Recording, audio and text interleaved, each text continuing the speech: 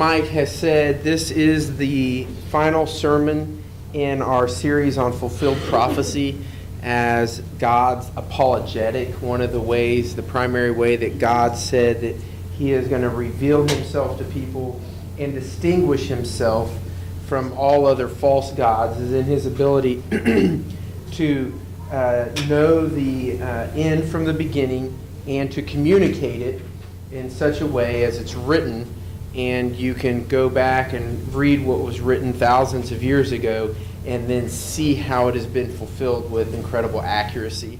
And so today is the final sermon in that series, and what we're going to do is now look at prophecies that God has said are going to happen or take place, but either are currently unfolding or yet to happen. And so I've entitled it Pending Prophecy, Current Trends and What's Next on the Horizon. We're going to start off with this text that I've kind of ran through all of these teachings, and it's from Isaiah 44, 6 through 8. And it says, "This is what the Lord says, Israel's King and Redeemer, the Lord Almighty. I am the first and I am the last. Apart from me there is no God. Who then is like me? Let him proclaim it. Let him declare and lay out before me what has happened since I established my ancient people and what is yet to come. Yes, let them foretell what will come. Do not tremble, do not be afraid. Did I not proclaim this and foretell it long ago? You are my witnesses. Is there any God besides me? No, there is no other rock. I know not one." We want to do a little bit of a recap on the last 5 weeks and what we've looked at, because this is going to be the foundation and sort of the core that knits the rest of what we're going to talk about today together, and should cause us to look at the times in which we live and the future, the pending prophecies, with a lot more solidarity. That God's prophecies are not some vague word that is put out and it's not to be understood or lived in light of. But since we have seen over and over and over again over the past weeks how He has spoken prophecy and how He has fulfilled it, that gives us a basis for being able to trust Him. It gives us a basis for being able to say, look, He has been in this business of prophesying the future and fulfilling His prophecies perfectly. And so when we look at pending prophecies, the things that are yet to come, we can know for certain that they will come to pass. And we can count on them as we would count on even the sun rising. The first week, I presented the reliability and the inspiration of the Bible, that it was God-breathed. And if you remember, we spent some time looking at just the Bible as a historic document. We looked at manuscript evidence. We challenged the Bible from an antagonistic point of view or an antagonistic perspective, accused the Bible of being in error, and then looked at the actual evidence of the Bible and of the many manuscripts. And what we found is that there's no historic document like it in all of history. Not even close. It is without fail, it is the most accurate historical document on the face of the earth known to mankind. If you missed any of these talks, I'm going to be putting together a class or a series of classes where we go back through these and where we handle some more of these end-time themes like we're going to talk about today in greater detail. I think that'll probably end up being a Wednesday night or a Saturday morning thing. But these are all really, really important topics that Christians should know a lot about. The second thing that I talked about was how through prophecy God reveals Himself like a loving Father and a Savior. How ever since the beginning in the Old Testament, as God revealed himself prophetically, he revealed himself as a father who loves his children. He loves Israel and his family. And that his plan of salvation was from old. That the plan of salvation didn't just become this thing that God spoke of after the time of Christ or in Christ's ministry, but ever since the book of Genesis and the fall of man, God has been authoring salvation. The third thing that we looked at was that the Messiah, who is Jesus, would be a suffering servant, that he'd be betrayed by a friend, hung on a cross, born in Bethlehem, and his death would atone for and redeem many people. And we looked at ancient prophecies where throughout the Old Testament God spoke of this suffering servant who was going to accomplish redemption for people. How, like in Psalm 22, it talks about this servant being crucified and gives vivid pictures of being pierced and hung up on a tree and that sort of thing 500 years before crucifixion ever existed. And so those kinds of prophecies surrounding the first coming of Jesus being the Messiah, we looked at that and we've seen how Jesus fulfilled those. In the fourth week, we looked at Daniel chapter 9 and we did the math on the 70 weeks of Daniel. We actually did 69 weeks is the way Daniel breaks that down until the Messiah is cut off. And we did the math, and we got Rick, our human calculator, out, and we calculated days, and we subtracted the year for the year 0, and we did all the math, and we found out that Daniel, nearly 600 years before Jesus was born, prophesied to the year and even to the month the day Jesus would be crucified. And it's this unprecedented accuracy in Daniel chapter 9. So we see God's ability setting himself apart by speaking prophetically what would happen in the future and then fulfilling it for us to be able to sit back and say, no, only God could do this. Only God, who is outside of time and sees the end from the beginning. There is only one true God, and he revealed himself prophetically. Last week, we talked about that Israel is God's chosen people, that there was prophecy that they would be scattered across the earth and regathered again to their homeland. These prophecies were linked to and are linked to the coming of the Messiah. That was everything we talked about last week and the dozens of prophecies that are there, and how that there has been no nation like Israel that has been scattered from their homeland for such an extended period of time, have them not lose their national identity or their ethnic identity, however you want to look at that, and then to subsequently be regathered to their homeland and be given that land back and win some of it back, like Jerusalem in 1967. And then today, we're going to look at those pending prophecies. The things that God has said, these things are going to happen, and you need to be aware that they are happening. When they're happening, you need to know that I am the one who's behind this all. I have prophesied about it. I have declared it.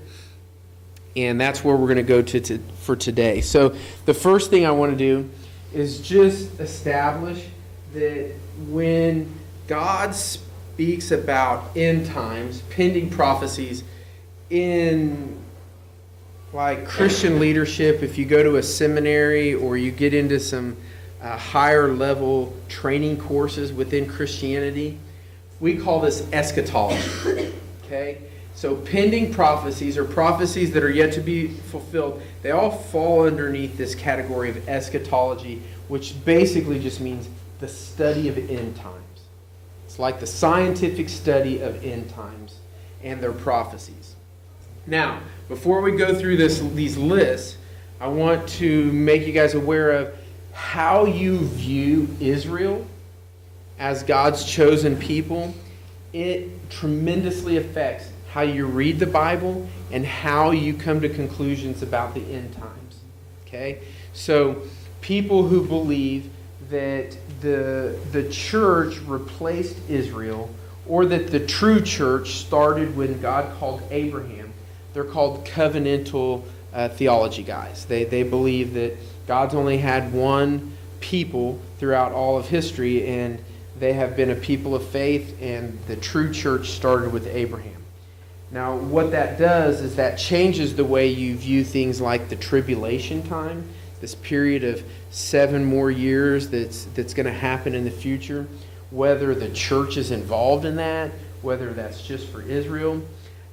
We, here at The Journey, I teach and embrace what's called dispensational eschatology, which I believe that the church is like a time of parentheses time. That God worked through Israel for thousands of years, and then the coming of Christ, Israel, what I spoke about last week, they stumbled over Jesus. And during this period of stumbling, God has this entire church age where He saves Gentiles, He globalizes the gospel, goes out to the four corners of the earth, the world is evangelized. And when we look at that, the end of that period, the end of the church age, is marked by this thing we call the rapture of the church.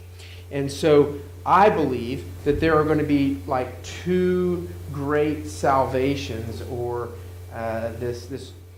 salvations that come to the world.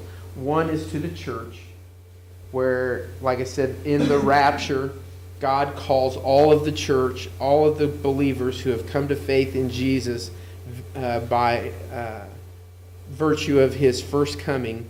They will be raptured up and taken out of the earth. Okay?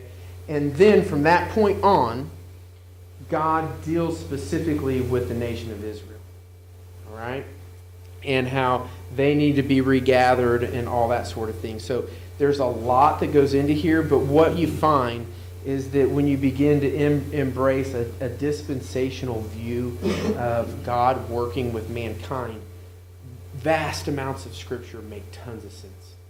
You don't have to be a mystic to understand the 70 weeks of Daniel. You don't have to think that most of Scripture is allegory when God's talking about His covenant with Israel in the Old Testament. It's like, no, He was really talking about a covenant with a nation of people.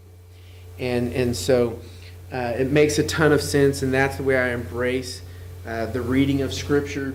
And it really does cause a lot of aha moments when you look at it.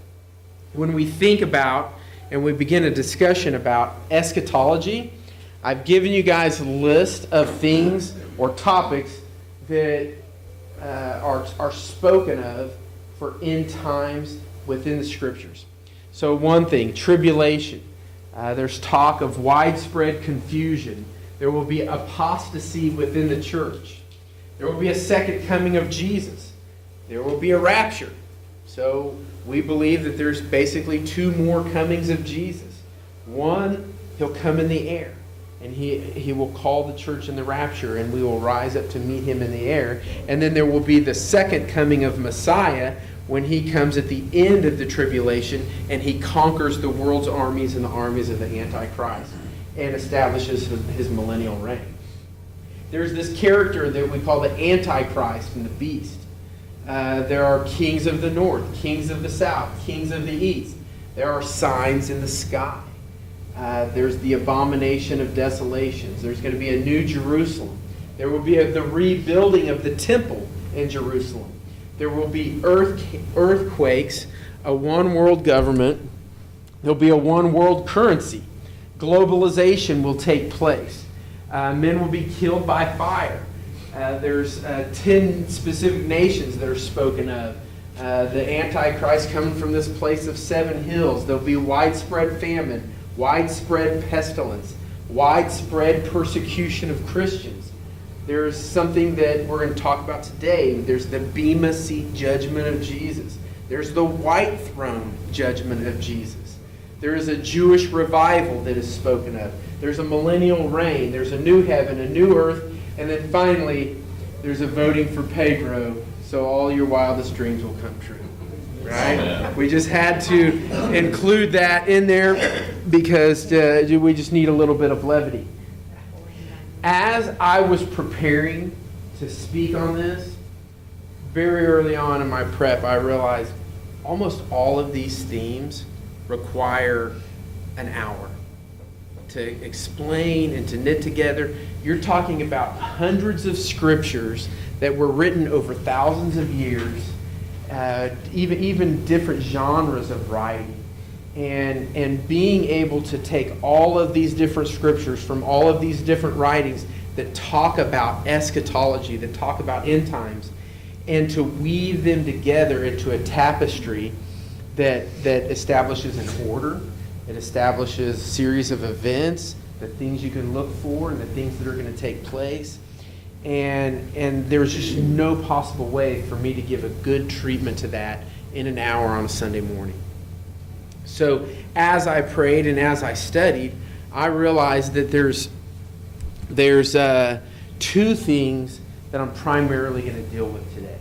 Okay, the first thing is this: how the planet is being staged, how the conditions and the need for globalization are being established, and what I believe are the driving forces behind that globalization.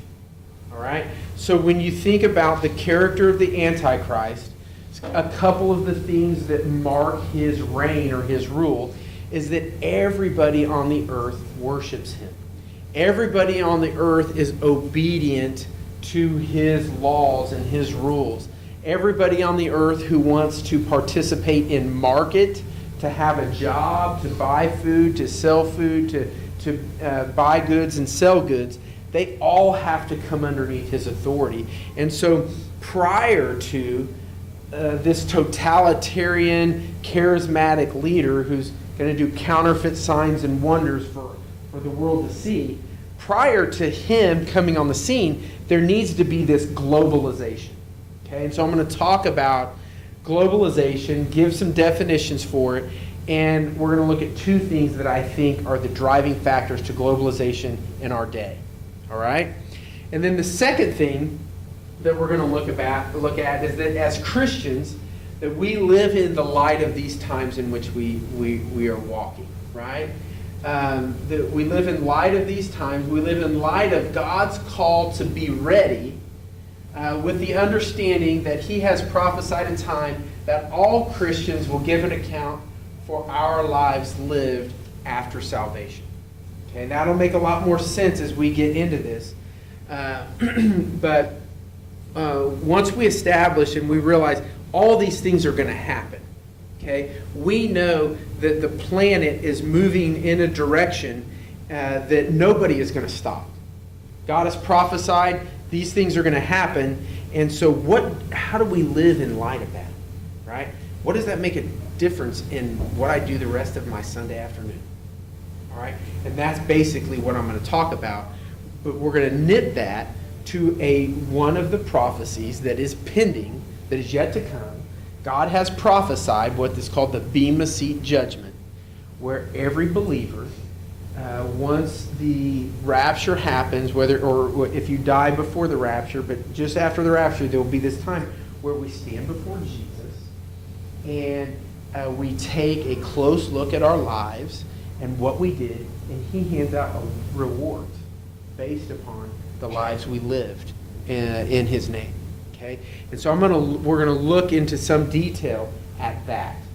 Okay, what that looks like, what the prophecies are around that, and then what those rewards are. Okay, biblically, there's a ton of scriptures that talk about what the rewards are for living faithfully, how we can accumulate more rewards in heaven, and that sort of thing. And what I hope the end of that part of this will be that we all begin to orient our thinking and our lives in terms of, and what I do is what I'm doing the rest of Sunday afternoon. Is it like, am I depositing it in my eternal reward bank? So that when I'm done with this life, I have an eternity where I've been investing my life in, where there's going to be rewards that echo forever. Okay? Okay? And that's my hope, is that when we get through the end of this, all of us begin to get a vision for that in our lives. I can tell you, for me, it has taken years for God to establish that vision in my mind. I have lived my life for this life. I have lived my life for the things of this life in so many ways that I'm just now beginning to get a really solid vision, practical understanding for living my life in such a way that it's going to accumulate for me rewards in eternity.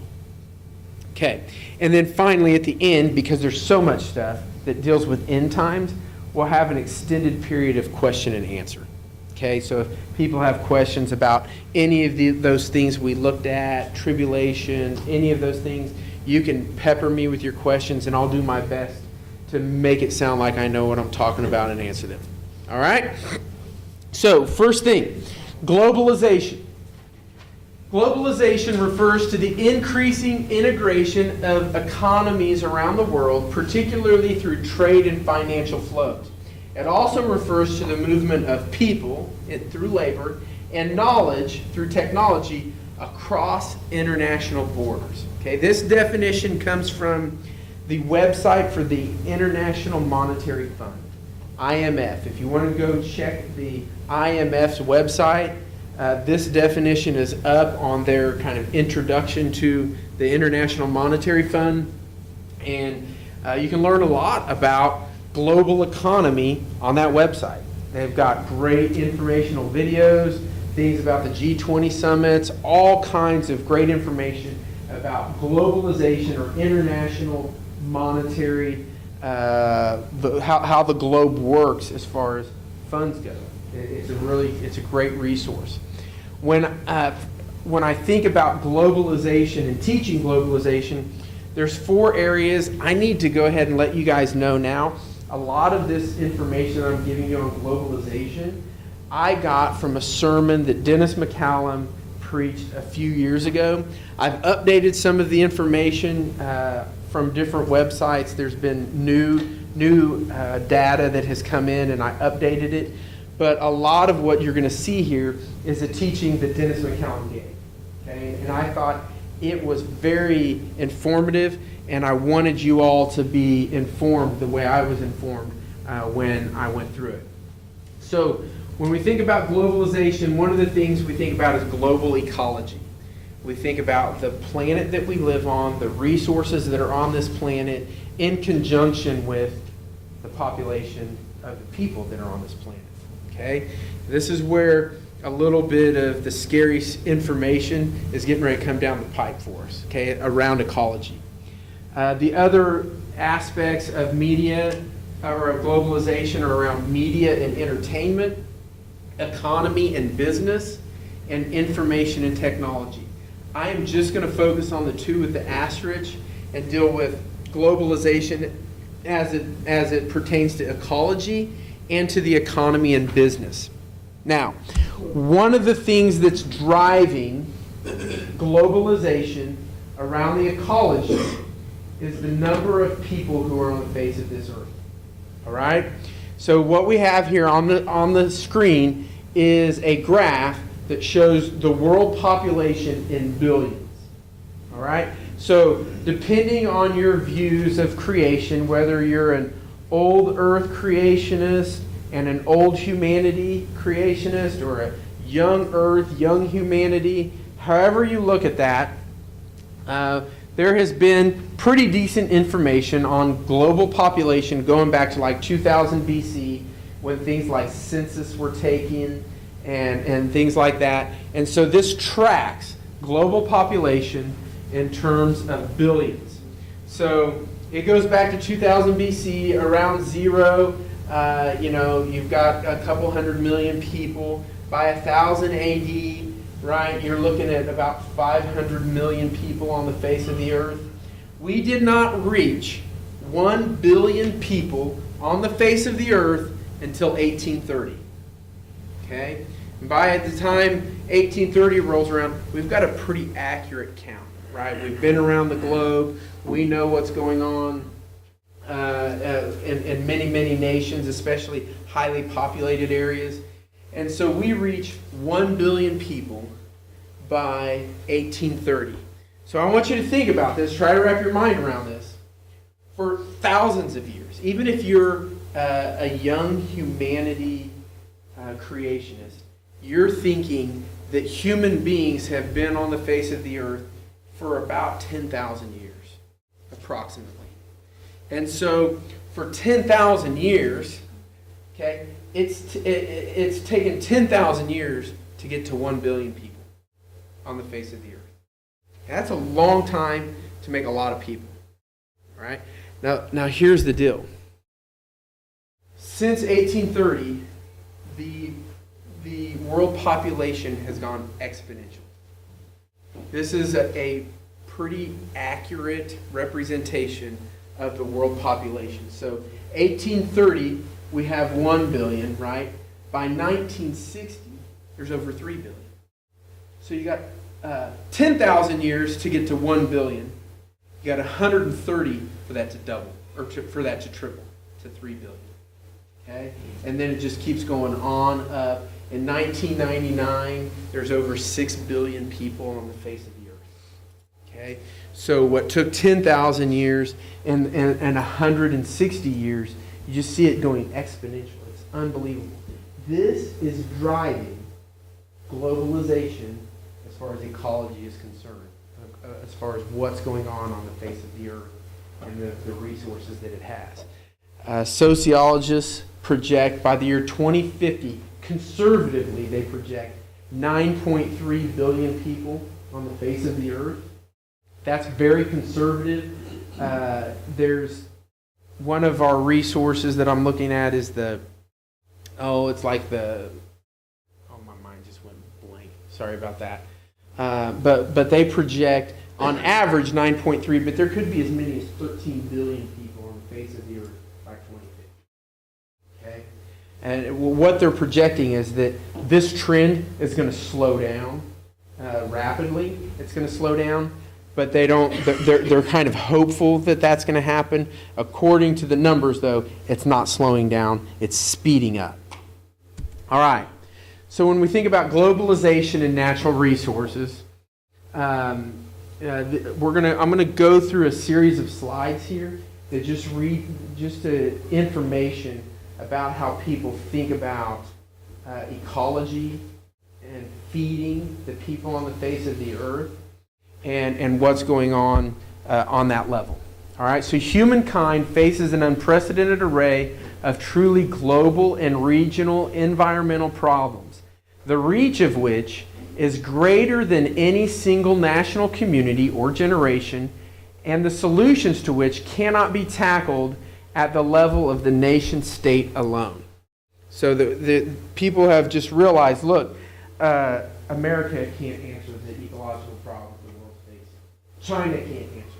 It has to be one of these things that everybody addresses, everybody gets on the same page with, and really it drives globalization. It drives this one worldism that we know that God talks about is going to happen in the end times. Over the 20th century, these transformations have been paralleled by the unprecedented growth of global and regional environmental movements, regimes, and international treaties. However, none of these institutions has as yet been able to amass sufficient political power, domestic support, or international authority to do more than limit the worst excesses of some of these global environmental threats. So what he's saying is, it's a really good idea that people want to address these issues, but unless you have a totalitarian voice, one voice that can address everybody with in an authoritative manner, it's not going to be remedied. Okay? And so you have both what you have is this great need being established for a single leader over the globe. Okay? Driven by this ecological need that we're in. The amount of irrigated land around the world has not significantly increased since 1992, and erosion, The salinization of fields and other forms of desertification are taking millions of acres out of production each year. Okay, so he's saying we're not increasing and adding more lands that can be farmed and irrigated at any kind of a rate compared to how we're losing them. Okay? We're going to get into all of this a little bit more and more, and I'll explain it as best I can as we go. What I had said earlier, that website that I got the 2050 number for population, it came from the Living Planet report, which you can Google that, and it's, I don't know, maybe 100-page document on how global ecology is working right now. It's a very well documented, pretty respectable bit of research that's been done, and you can look at it. This comes from them. They said in 2008, the Earth's total biocapacity was 12 billion GHA, which means global hectare, or 1.8 global hectares per person, while humanity's ecological footprint was 18.2 billion GHAs, or 2.7 global hectares per person. I'm going to explain this to you guys, because if you're like me, this is the first time you've heard a lot of this language. There are some of you who may be familiar with this. A hectare is basically a measure of land. There's about 2.5 acres per hectare. All right? When they say the Earth's total biocapacity, what they've done is they've measured the Earth where we produce food. They've also measured what it takes for the Earth to absorb your waste and to deal with the waste that you produce. But they have only looked at CO2 emissions. They haven't looked at any of the other kinds of biohazards that come from what we do, right? Just CO2 emissions. And what he's saying is they've measured the Earth's total biocapacity. Now this number of 12 billion global hectares, right? That's a number that they've tracked, right? And it has only barely increased over like the last 30 years, or since I think 1970. I believe the earlier dates were like 11.8 billion global hectares. And so in 2008, they remeasured it and they said, okay, we actually have 12 billion global hectares of land. That's the biocapacity. When they say biocapacity, it means what a person needs to live. For food, for water, and for the absorption, the reabsorption of the damage that they produce. Okay? So if you take the number of global hectares and you divide it by the number of people on the planet, you have 1.8 global hectares per person on the face of the earth in 2008. Now here's the deal. Our ecological footprint, okay, this is what we actually use, okay, is 18.2 billion global hectares. So there's 12, but we actually overshoot that by 18.2. So we're borrowing from the Earth's resources. And the average person on the face of the Earth uses 2.7 global hectares. This discrepancy means it would take 1.5 years for the Earth to fully regenerate the renewable resources that people use in 1 year. Okay, here's another way of looking at this. They call it the ecological overshoot. Humanity's annual demand on the natural world has exceeded what the Earth can renew in a year since the 1970s. This ecological overshoot has continued to grow over the years, reaching a 50% deficit in 2008. This means that it takes 1.5 years for the Earth to regenerate the renewable resources that people use. So this is the way I think about this. Okay? There is, on the face of this Earth, a set amount of renewable resources. We know approximately how long it takes to regenerate new resources, that sort of thing. All right? The way I understand it best is the Earth and the population of the Earth, if we look at it in these terms, like if my family inherited $100,000. Okay? And I took that $100,000 and I put it in the bank. That's my total amount of resources that are on the face of the earth. But every year I have a renewable amount of resources. I make $50,000 a year. Okay? Now, if my family spends $75,000 a year, which is a 50% overshoot of that, okay? And I have $100,000 in the bank, I spend $25,000 more than that, how many years till I run out of that extra money? 4 years, right? So in 4 years, I've already established a lifestyle of living based on a $75,000 income.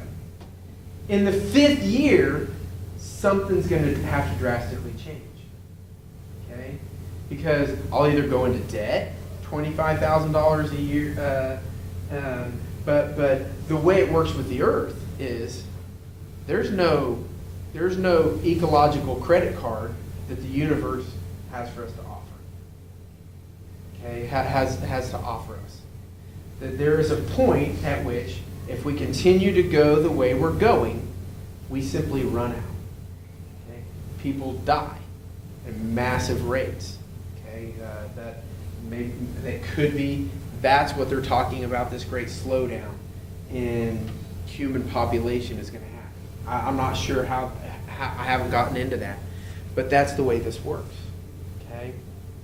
So we're using more, and we're just buying time because there's more fish in the ocean than we need, so we're fishing them out to make up for it. There's more land than we need to produce the food, so we're going and we're getting into that land. The only problem is we're not giving the land enough time to regenerate at a sustainable level. This is creating an incredible need. Remember what we just looked at, for a person who has a voice of authority over the whole earth to be able to say, this is how we're going to have to answer this problem. Okay? And so the stage is being set. Got a few more things. In other words, humanity now exceeds the planet's capacity to sustain its consumption of renewable resources. We are able to maintain this global overdraft on a temporary basis by eating into the earth's capital stocks of forage, fish, and fertile soils. Time is running out for us to change the way we live if we are to leave future generations a living planet. We knew it was bad, but until we did this report, we did not realize how bad. Okay? So what will we do? Okay, that is a big question. I know that there are a lot of conservative Christians that listen to talk radio, and they really bash anybody who's talking about ecology and the preservation of our resources and that sort of thing. And I'm not really going to go down that road. I've done just enough study to where I'm convinced, and I see the global population, I see the things, and I know there's a finite amount of resources on this earth, right? I live 50 feet from the railroad tracks in Edwardsville, and every day I see hundreds of train cars go by that are packed full of coal. Every day. Okay? And this is just in Kansas City. You have cities like Chicago, New York. You have these cities all over the earth that are powered by coal energy. There's a limited amount of coal on the face of the earth. At one point, it's going to dry up. Same thing with oil. If you get into oil fields and how they extract oil and how much oil it costs to extract that oil, okay, and all those kinds, there is a last drop of oil on the planet. And we are entirely dependent upon oil energy. And so we need to be living in light of, there's a whole bunch of things that are exponential problems for the globe that are going to set the stage and the need for the globalization of our world. Okay? And one of the driving forces, I believe, behind globalization is the ecology. All right? It's just here. It's there. The next thing that I think is driving globalization is economy and business. This was one of the things that I think I was probably aware of, but I had no idea the extent to which economy and business had already been globalized in our day. Okay? So Theodore Levitt, he's a professor at Harvard. He says that the products and methods of the industrialized world play a single tune for all the world, and all the world eagerly dances to it. So basically, this quote is kind of going to frame the rest of this information about economy and business. But he's saying on a business level, as far as global concerns are taken a look at, that all of the nations of the earth are sort of dancing to this global economic and business tune. Okay, they're all doing it. All of the nations, formidable nations on the earth, are all doing this already. The emergence of a full-blown global marketplace in which goods, money, and people flow easily back and forth across national borders around the world comes as a shock. Suddenly, the volume of world trade has reached staggering proportions. Okay, so what you're going to see is that there was a time in the history of business when businesses used to primarily deal with the people and the cultures within the boundaries, their geographical boundaries of their nations and their states. Okay, we used to really like to buy American made, right? It was one of those things. It's like, yes, this is American made. I can remember the time that I grew up on the back of a Harley Davidson, and one of the things that was so cool about a Harley was that it was American made, right?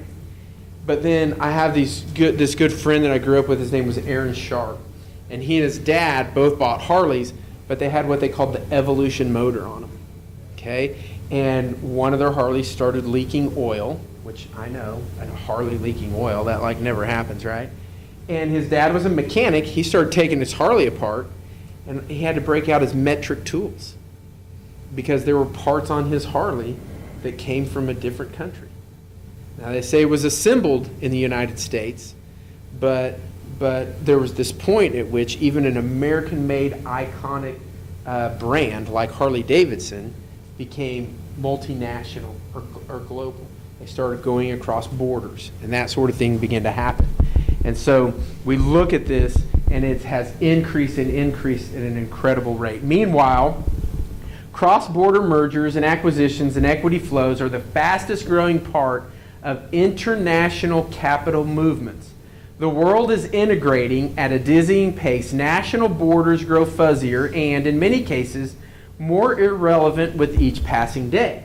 So while political teams and political leaders see boundaries and things like that and geographical boundaries as hard, and those people are on that side and that's their territory, and we're on this side of the boundary and this is our territory, as far as business goes and as far as economy goes and as far as money goes, those boundaries don't even really exist.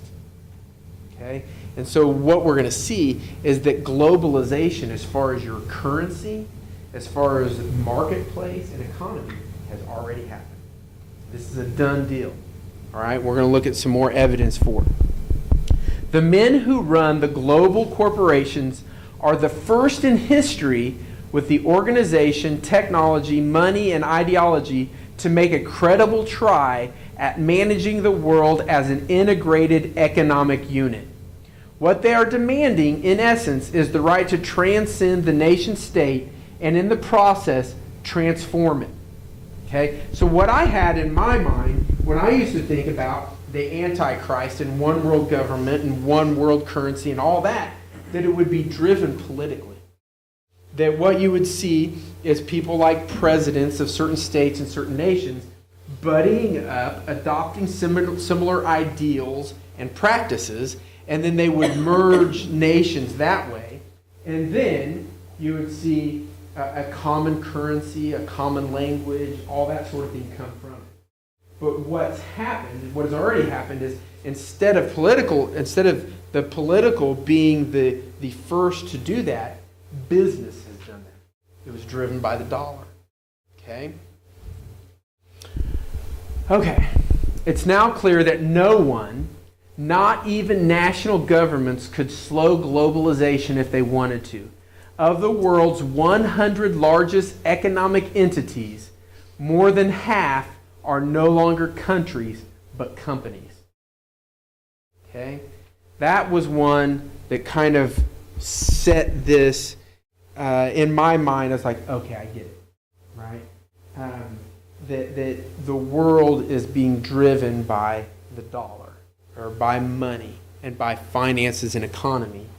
And to such a degree that you see this power by the use of money, and power by the ability to change microcultures and peoples and lands based upon your money and your businesses being in those places, and then the people who are being employed by those things, by those businesses, and the families that are being employed and made wealthy, and their lives are being established by them. What they're going to start doing is voting in different leaders and establishing political leadership that is very friendly to the globalization, so that it makes what they do even more appealing and easier, and it'll continue to spread, it'll continue to move and to grow. All right? The past 2 decades have seen the most rapid and sweeping institutional transformation in human history. It is a conscious and international transformation in search of a new world economic order in which business has no nationality and knows no borders. So, what that's saying and what they're setting up is that there are no longer businesses like Apple that would say, we're an American company. Okay? Because I have this phone. Now, they may say that. Okay? But I have this phone that I bought at the store in, I think, Shawnee Mission. It's an Apple phone. But all of the different parts of this phone came from multiple different nations. Okay? The glass comes from one nation. The circuitry comes from another nation. It's assembled in another nation. Okay? And so companies like Apple, whether they call themselves American or not, they're not. They're global companies. They're multinational companies. Okay? And so they've transcended. They don't care whether Barack Obama is friends with the leaders of whatever countries they're working in. It doesn't matter to them whether they're friendly to the U.S. or they're antagonistic to the U.S., whether they believe in the freedom of speech or the rights that we believe in. But their companies and their subsidiaries go out to multiple nations. All right? So they don't recognize borders. In 1997, there were 53,000 MNCs, or multinational companies worldwide. 53,000. With 450,000 foreign subsidiaries selling $9.5 trillion, with a T, trillion dollars of goods and services across the globe. Today, transnational production, which is what I just talked about, transnational production exceeds the level of global exports and has become the primary means for selling goods and services abroad. So this is huge. When you go, it's one thing to have a billion in front of there. When you start, trillion is one of those numbers that if you actually understood what a trillion was, it is unbelievably big number. Okay, so that's a global number. Okay, that's not a national number. That's a global number for economy and business. Okay, multinational corporations have grown relative to the world economy and now account, according to some estimates, for at least 20%. This is old information. It's probably closer to 35 or 40% now of the world production and 70% of world trade. Globalization disrupts this neat correspondence between national territory, sovereignty, political space, and democratic political community. It enables power to flow across, around, and over territorial boundaries. So what's the bottom line on this, right? The conditions and the need for globalization are present today as never before. Okay?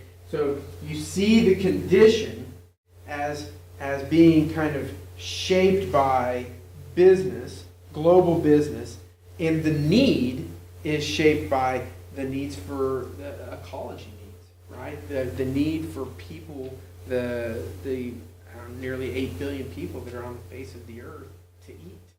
Okay, so there's a need for it, and it's been established, right? The conditions and the need are there for globalization like never before. The logic of one worldism will soon be irresistible. Okay, we're already there with the dollar, and the need is present to where it can only be answered on a global level, and so it's becoming irresistible. Okay, this global unity will be liable to take over by a great totalitarian ruler, which is the Antichrist. God's talked about this, and if you begin to couple this with other pending prophecies, and you see that we are much further down the prophetic timeline than we thought. Okay, so I don't know how people think in terms of, oh, we're right there. We're staged for the coming of the Antichrist and this globalization. But I can tell you, what is going on the planet today has never been the way it has been before. When you think about information and technology, entire regimes that have been established for 20 and 30 years being toppled in 2 or 3 days by the use of Facebook and small bands of people communicating via social technology in order to raid and do strikes and topple these regimes and different. It's unprecedented, right? Something can happen in the Middle East, and it can be posted on Facebook, and I can see it in a matter of just a couple seconds. It's amazing. It's never been set. The stage has never been set like this before in human history. And this is the world we live in. And God has said this. Now, when you think about that list of other pending prophecies, there's a couple of them that I think are very noteworthy, right? The condition of the church, God talks about in the end, there's going to be this apostasy of the church where they move away from sound doctrine. They'll no longer want to listen to sound doctrine. And that is my number one pet peeve when I look at major church movements especially in the United States, is there's no such thing as sound doctrine for most of those preachers and most of those churches. They're telling people what they hear, what they want to hear. And so there's this apostasy that's happening within the church, and it's happening at alarming rates, and nobody seems to care about it. Right? It's just happening. Is there anyone you're thinking of in particular besides Joel Osteen there? Yes, yeah, and I'll talk more about that. I'm not really prepared to drop a bunch of names right now, but he would be one of them. Yeah. You know, Paul told Timothy, he said, there are going to be times near the end where men will no longer endure sound doctrine, but they will accumulate for themselves groups of teachers who tell them what they want to hear. Okay, tickle their ears, what their itching ears want to hear. Okay, and we see that happening in incredible ways. The other thing that I think is very noteworthy, and you can go to the Temple Rebuilding Institute, but one of the things we know needs to happen before Antichrist comes on the scene is the temple in Jerusalem needs to be rebuilt. Okay? And I was not aware of this before the last few weeks, but there are groups of people that are pushing hard for the temple to be rebuilt in Jerusalem. They already have, like if you read in the Old Testament and the law about all the different golden vessels that they would use in religious acts, the altars that they would use to sacrifice animals, how they would splatter the blood, the type of vestments that priests would use in those times and in the work as a priest in the temple, and all of those things. All of the altars, all of the vestments, all of the utensils of gold that God told them to make for the first temple, they are already made. They are sitting in a warehouse waiting for a temple. Okay? And I found out just recently, and this is something that I don't know how credible this is. It did come from a friend of mine who's really on top of this. And one of the issues that they have is that the Dome of the Rock sits on the Temple Mount. So it's the Muslim Dome of the Rock, okay? And it's heavily guarded, established as this Muslim place, okay?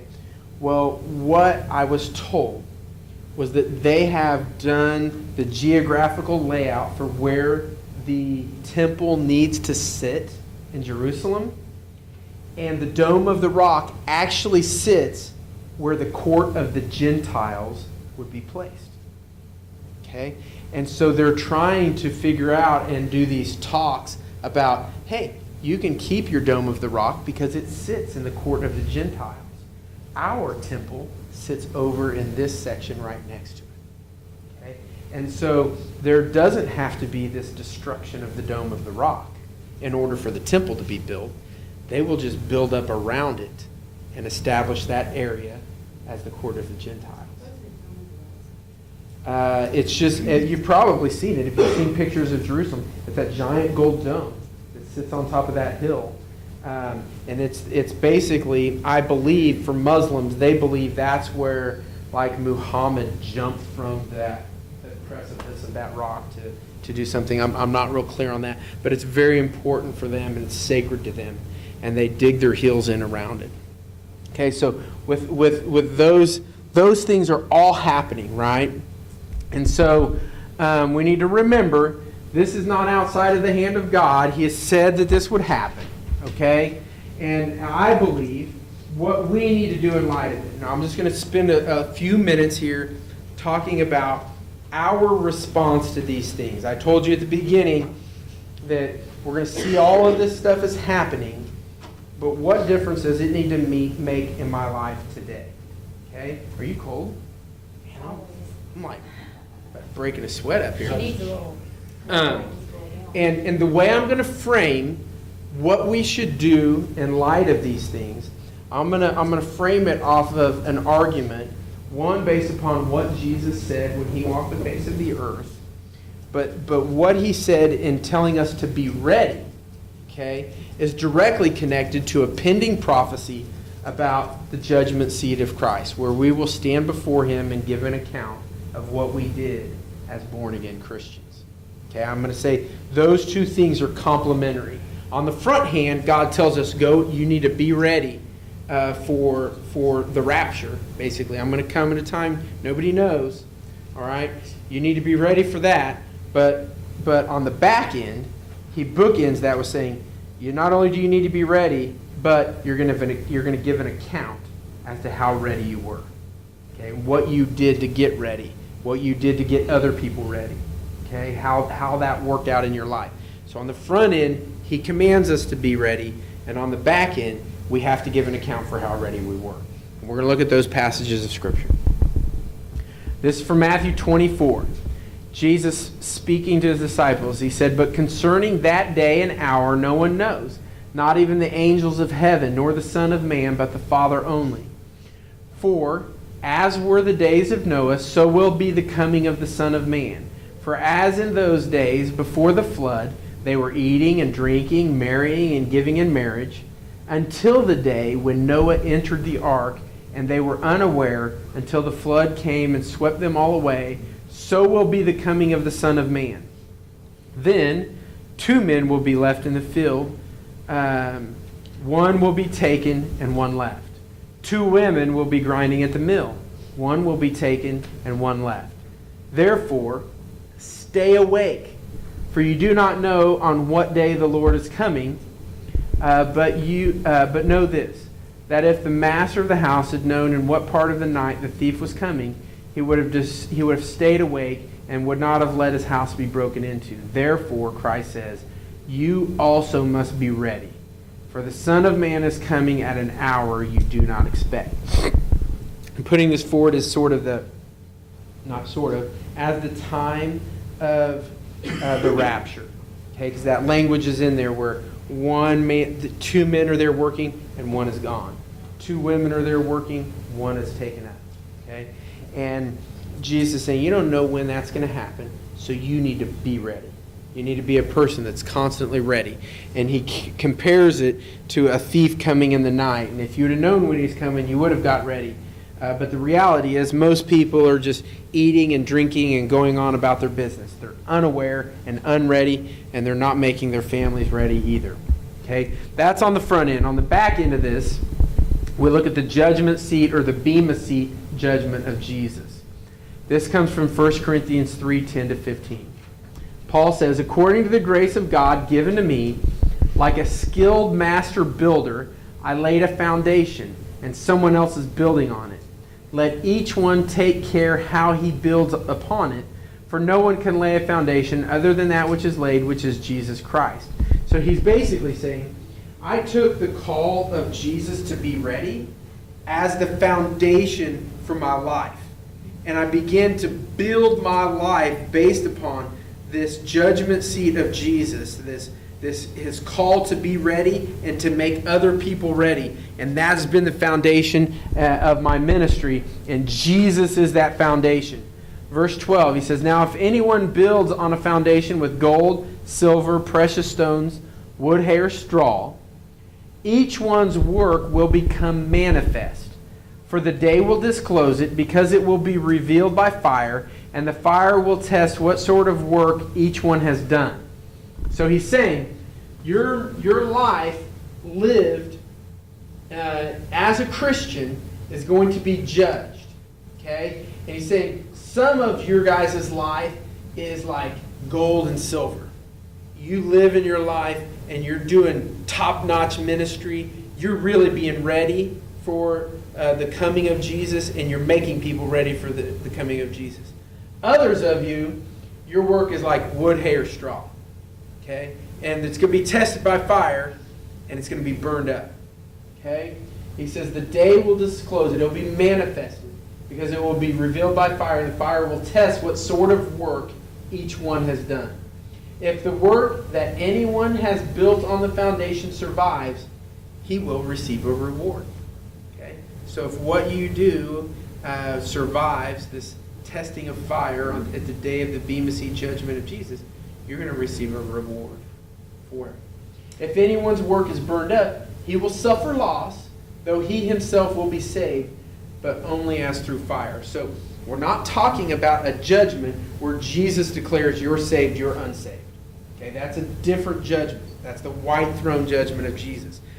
I think in terms of us making ready, we need to have this picture in our minds.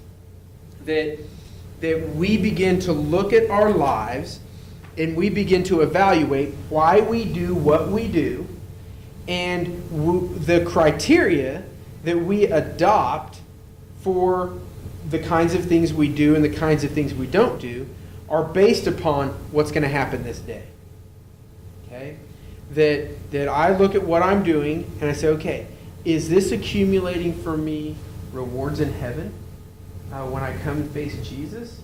Or is this just like wasting time in light of that? Okay? Sort of like the college kid that knows he's supposed to be studying for his final and he's playing video games, right? Which is a major problem in our culture. But thinking about our lives in light of this. Okay? So we're just going to run through this real quick. What is the reward? Okay? Paul says that people who build and do certain kinds of ministry receive a reward. What is the reward? The first thing that we notice is that God will reveal how significant our work has been. Each man's work will be revealed. Now, it's already revealed to Jesus. He knows it. What this is Jesus revealing it to us. Okay?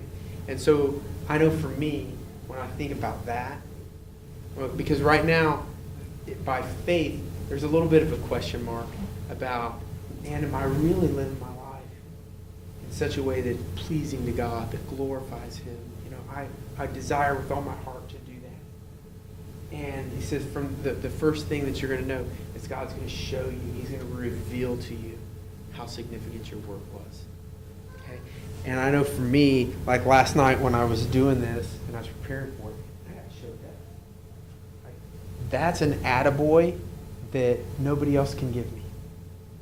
That's a well done that nobody else can give me. Only Jesus can, and he will. I really, truly believe he will. And he makes that available to everybody. Commendation from God, that's part of the reward. Therefore, do not go on passing judgment before the time, but wait until the Lord comes, who will bring to light the things hidden in darkness and disclose the motives of men's hearts. And then each man's praise will come to him from God. And so there's that well done that I was just talking about. That's part of the reward. The next reward are roles for future rulership in God's eternal kingdom. Luke 19 says, Jesus talking in parable about talents and investment and stewardship. This king in this parable tells this guy, he says, "Well done," the king exclaimed. "You are a good servant. You have been faithful with the little I entrusted to you. So you will be governor of 10 cities as your reward." Then the next servant reported, "Master, I invested your money and made 5 times the original amount." "Well done," the king said. "You will be governor over 5 cities." Okay? And so there is this connection between building a faithful, establishing a faithful commitment to God and these rewards that come back to us. Now, in the parable of the talents, one of the things that stood out to me is that in our culture, we really reward highly talented people. Okay? We watch them on TV, we talk about them in our homes, we read magazines about them, all these different kinds of things. But in God's economy, he rewards people who take whatever talent he gives them, whether it's a little bit of talent or a ton of talent. But he rewards them based upon how they invested in eternity. Okay? And in that sense, you can have just a little bit of talent, but completely yielded to God and the things of God, and you can be an all-star for eternity in his kingdom. You will never be an all-star on this earth, if you're a 2-talent guy. Okay? But in God's eternal kingdom, if you're a good steward of what he's given you, sky's the limit. Okay? I know for me, that's been incredibly encouraging. It's been a motivating factor for my life. And what I found is that the little bit of talent that God gave me, I invested it in him and his kingdom. And you know what? He's given me more talent. He's given me more, a larger scope of influence. And he's increased that. And I'm just going to keep sending it back to eternity. I'm just going to keep pouring it back into him. Because I know that this life is short, but eternity is long. And I want my life to be invested in that. What's the reward? Okay? How can we accumulate the reward? Okay? Bring people to Christ. Daniel 12:3 says, "And those who have insight will shine brightly like the brightness of the expanse of heaven, and those who lead the many to righteousness like the stars forever and ever." He's saying, when you lead people to righteousness, you shine like a star for eternity. And 1 Thessalonians, Paul says, "For who is our hope or joy or crown of exaltation? Is it not even you in the presence of our Lord Jesus at his coming? For you are our glory and our joy." And so there's this connection between glory and exaltation that is directly, eternal glory and exaltation that is directly connected to leading people into righteousness. So one way that you can accumulate rewards in heaven is by bringing people to Christ. Another way is that you can help people grow in Christ. Peter says, "Shepherd the flock of God among you, exercising oversight, not under compulsion, but voluntarily, according to the will of God, and not for sordid gain, but with eagerness, nor yet as lording it over those allotted to your charge, but proving to be examples to the flock. And when the chief shepherd," that is Jesus, "when he appears, you will receive the unfading crown of glory." Okay, that's a reward for helping people grow in Christ. All right? Another reward, another way we can accumulate rewards is by undergoing training to become a more effective servant for Christ. Paul says, "Do you not know that those who run in a race all run, but only one receives the prize? Run in such a way that you may win. And everyone who competes in the games," this is like an Olympic game, okay? "They exercise self-control in all things." Okay? They're disciplined in the way they exercise, the way they eat, the way they sleep, the kinds of friends they have, socially. They're disciplined and self-controlled in all things. They then do it to receive a perishable wreath. Okay? We're during the winter games right now, and all those guys do all of that work and self-discipline to receive a perishable gold medallion. Right? But we, an imperishable one. Okay? "Therefore, I run in such a way as not without aim. I box in such a way as not beating the air. I buffet my body and make it my slave, lest possibly, after I have preached to others, I myself should be disqualified." So Paul's comparing the training and discipline that an Olympic athlete has to the training and discipline that Christians should have and should display so that they can become more and more effective in their ministries. And it's directly connected to a reward, receiving an imperishable reward. Okay? So you can undergo training and accumulate your reward. You can endure suffering in order to advance the gospel. "Blessed is a man who perseveres under trial. For once he has been approved, he will receive the crown of life, which the Lord has promised to those who love him." You can give of your money and material resources to advance God's work. Paul told Timothy to instruct them to do good, to be rich in good works, to be generous and ready to share, storing up for themselves the treasure of a good foundation for the future, that's for in eternity, so that they may take hold of that which is life indeed. That's one of the things that has become, I've ran that through my mind, this idea of literally taking my money and investing it in ministry is the same as taking that money and investing it in eternity. And this day that I stand before Jesus, and he gives an accounting of what I did. And I thought, you know what? If I took all the money that I've given over the years and I were to invest it in 401k, or I would invest it in some form of retirement, right? Right now I'd have a pretty dang sweet portfolio, and I'm not even 40 years old. Okay? But here's the deal. All of that is going to come to nothing. It will eventually come to nothing. But every single penny I've ever given to the work of ministry, to feed orphans, to clothe the naked, to advance the gospel, it has been invested in eternity. Okay? And there are rewards for that kind of an investment. I know many of you are incredibly faithful stewards of your finances, and that is a really real-world way to get your heart oriented towards Jesus and his kingdom. How should hoping for this judgment affect us? We're almost done here. We should persevere in ministry. Paul, again to Timothy, says, "I solemnly charge you in the presence of God and of Jesus Christ, who is judge of the living and the dead, and by his appearing in his kingdom, fulfill your ministry.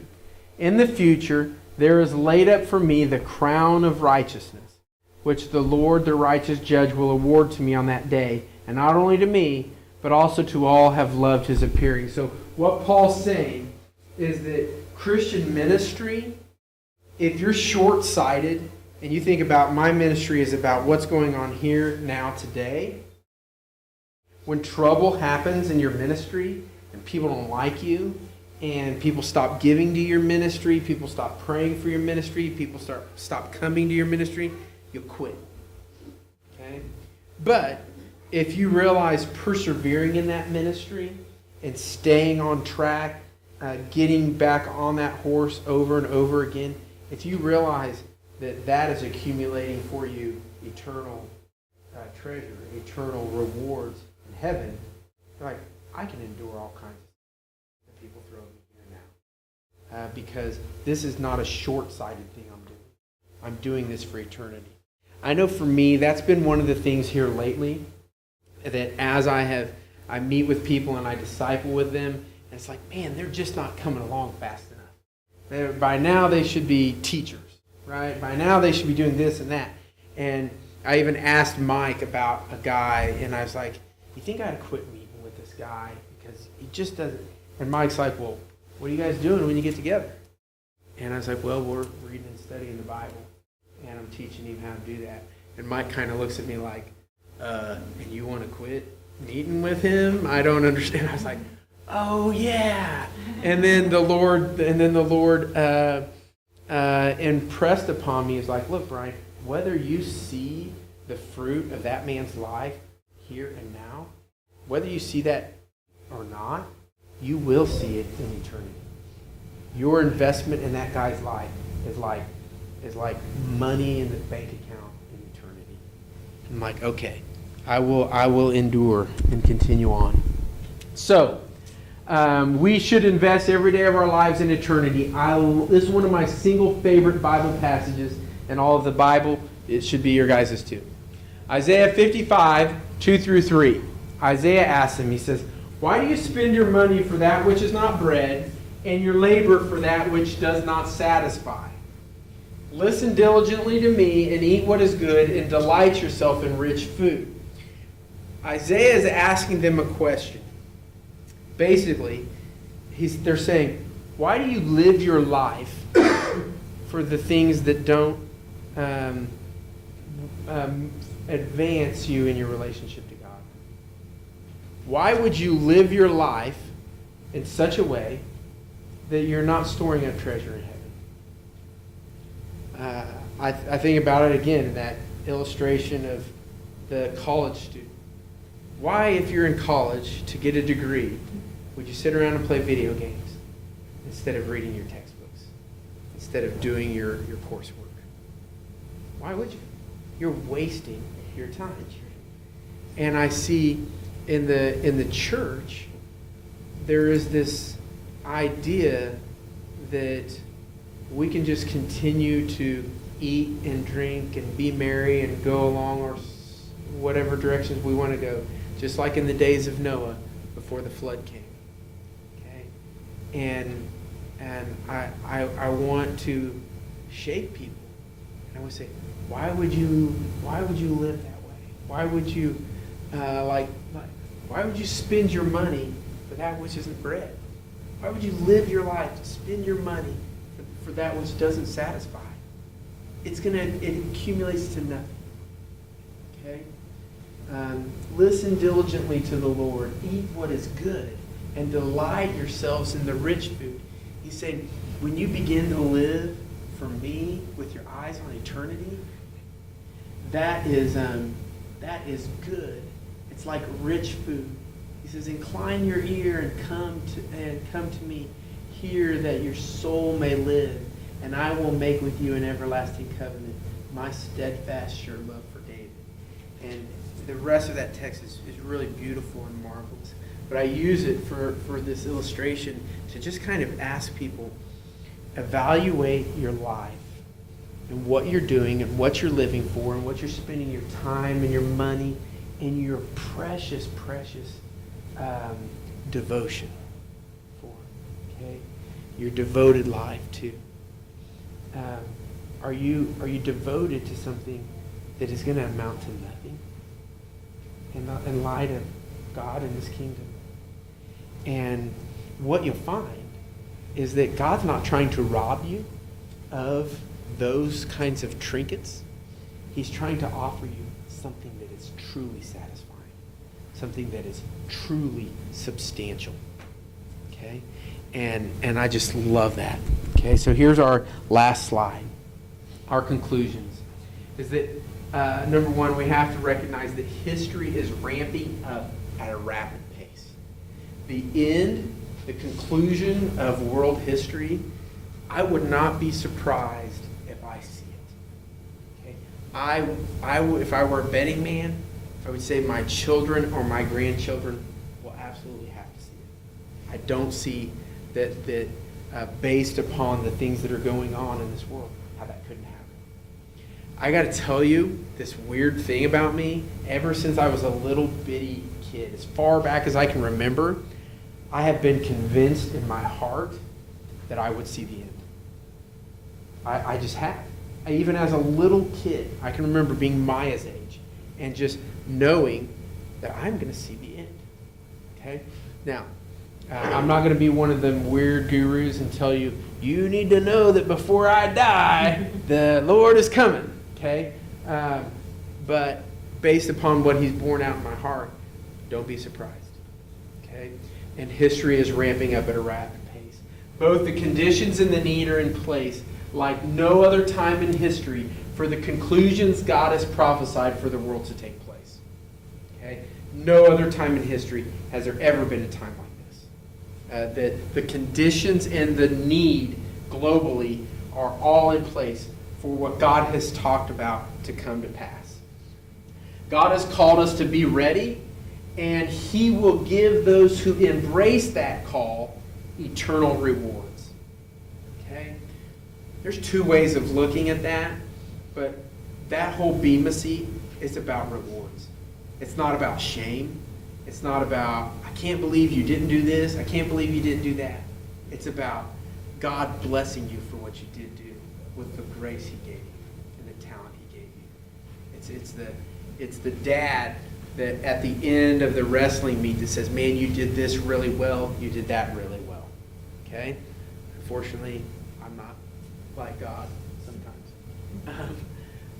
And then, okay, yeah. So the conclusion is to live a life that goes towards those kind of eternal rewards.